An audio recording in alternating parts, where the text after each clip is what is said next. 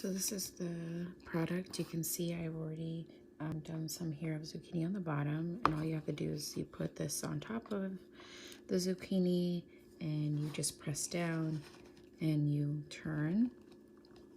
So it's definitely really easy to use. And you can see here on the bottom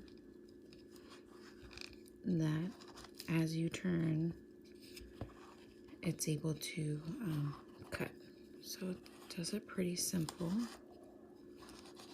You can see it turning here on the bottom.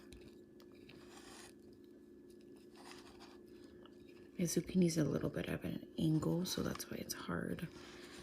A little bit harder, but it's overall pretty easy. So just keep turning.